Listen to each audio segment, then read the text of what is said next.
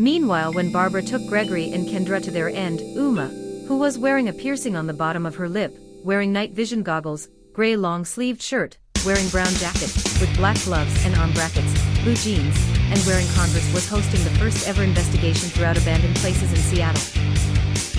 Kim, who was wearing the bow tie that Charlotte gave her, brown hair with seam light, wearing braces in her mouth, wearing a skull shirt with black jacket, dark gray jeans, and Converse. Sally, who was wearing glasses, wearing piercings on both sides of her lips, t-shirt of Panic at the Disco, blue jeans, and wearing Vans, and Z, who was wearing a Paramore shirt, pink jeans, and Vans. "Alright ladies," Uma said. "This is our first investigation through Seattle. But first, we should do a roll call. Kim, at your side as always," Kim said. "Z," Uma said. "Here," Z said. "And lastly, Sally," Uma said. "Present," Sally said. "Good, everyone is here. There are rumors about people going missing lately, and I want you to know what spirit you are communicating with. So be careful," Uma said. They all agreed. Uma then closed her laptop and went into her car. Meanwhile, Kim was calling Judy about the investigation. "Hello Kim. What's up?" Judy said in worried. "Hey Judy. Why are you so worried? Are you okay?" Kim asked. "I was afraid that Barbara would ignore my warnings, and would let Gregory and Kendra get tormented big time," Judy said. "Oh, I just want to let you know that me, Uma, Z, and Sally are going to investigate something like an abandoned forest," Kim said. "Oh, that sounds spooky. But okay. Be careful out there," Judy said. "We will. Anyways, see you tomorrow," Kim said before hanging up. She went to the living room to let Mark know about the investigation. "Well Kim honey, that would be dangerous but fun. So be careful and be safe," Mark said. "I love you honey." "Love you too Dad," Kim said as she exited the house to car where she, Z, Sally were already in. As they went to the outskirts of the town at night, they stumbled across an abandoned forest that was run by spirits roaming for decades. They got their gadgets on and started to investigate. As they got near the tunnels, Kim began manifesting herself with her braces and teeth clutching. She was in another realm of the energies before being consumed by the monstrous creature. "What is this place?" Kim asked herself. "You're in a spirit realm, Kim," said a spirit that has bald hair, hospital gown, and brown eyes. "What? Am I dead?" Kim asked. "No, you are just manifesting into the entity's half-realm," said a spirit with black hair, her left eye pierced by glass. The large glass pierced her stomach with a Kiss t-shirt, black jeans, and a Converse. She immediately recognized these two. These two girls are from the MySpace Scene Queen contests starting 3 years ago. She realized the bald-headed girl is Charlotte Cullen. She lost a battle to cancer, and Jane Parker, who died in a tragic car accident. "Charlotte. No. No. Why did you lose to your illness?"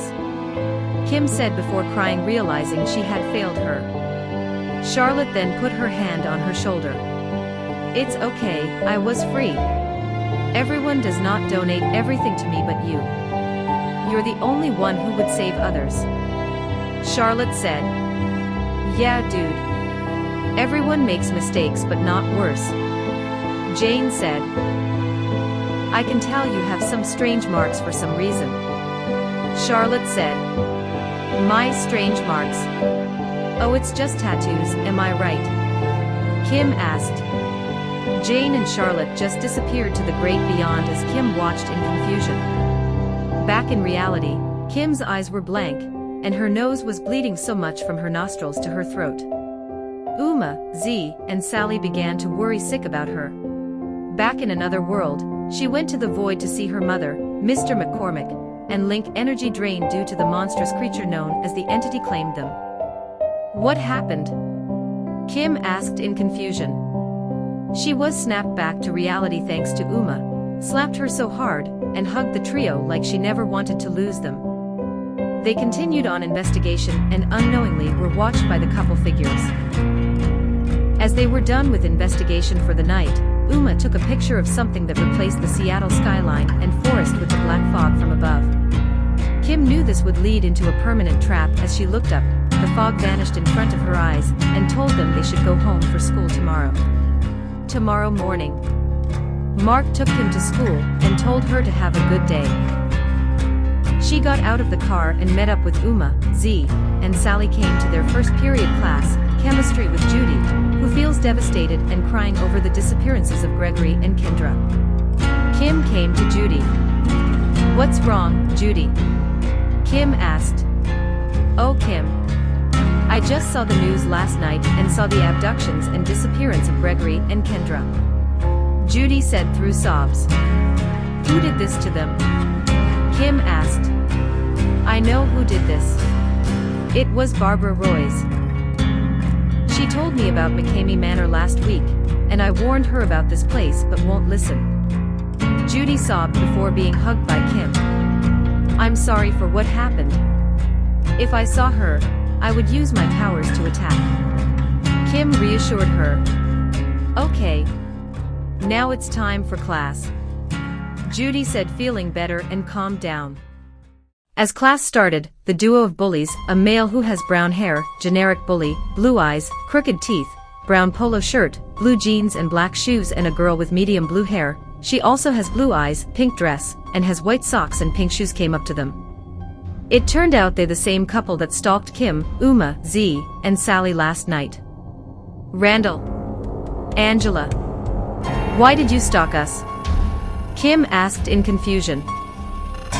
"Well, freak bitch, I just exposed your secrets to turn against you so you can suffer," Randall said. "That's right," Angela said. "Wait, what? You did this to me?" Kim asked. "Leave Kim alone," Judy said. "Fine," Randall said before looking away. "If I see that freak with weird marks, we'll kill you for real." The rest of the morning at school goes well until lunch. Kim was having cheese pizza for lunch, Uma had tacos, Z had salami, Sally had hot dogs, Isha had fried chicken, and Judy had vegetables. Their peace was interrupted by Randall and Angela. "What are you freaks eating?" Randall asked. "Randall, Angela, why are you bothering us?" Kim asked. Angela then pulled out a knife while Randall pulled out a sharp fork. Angela slitted Kim's left arm so badly, so she punched her in the face to back off. Randall was pulling Judy's hair, but Sally pushed him away from her. After this, Randall bit her arm. As Angela was about to stab Kim in the heart, the same monstrous claws she encountered in the realm came out of Kim's mouth and pierced Angela's neck and kidneys, turning her into energy. Randall and others stopped attacking and saw what was happening. Kim sucked Angela's spirit uncontrollably. "Fuck this. I'm outta here," Randall said before running away in fear like a coward. "Kim, stop this," Uma said in horror. As the spirit of Angela was consumed, Kim then snapped out of control and looked at her friends with a shocked and confused look on her face, with a nosebleed, and checked her arm that was injured, but it was already healed. Turns out she has the ability to regenerate herself. "Where's Angela?" Kim asked. "Angela is gone. I don't know what's happening to you," Z said. Kim started to feel guilty. Judy and Isha then comfort her like they were proud of her defending herself against the bad bully. She heard the intercom. Kim Sue Aries, Umaline Yarrow, Z Bay Elite, Sally Quinn, Ish Abel Relent, and Judy Davis, "Come to my office now." They went to the principal's office only to be confronted by Randall with a fake traumatized face, like he was planning to do something. The principal has tan skin, black hair, black mustache, white hair, blue jeans, and black shoes. "Can you explain why Randall reported the Angela incident?" the principal asked. "Well, Principal Bobby, let me explain. Uma began. As we went to class, Randall and Angela were bullying Kim. And during lunch, they weren't done yet. Angela had a knife and slitted Kim so badly that it made me mad. Z said. He pulled my hair with the fork like I'm some doll from the 50s, but Sally came, and he bit her on the arm. He should be in trouble, not Kim or us. Judy said. I lost control of myself when the claws came from my mouth and pierced Angela in the neck and the kidneys. And God, sucking energy is such a disgusting thing. I ate since Lynx. Kim said.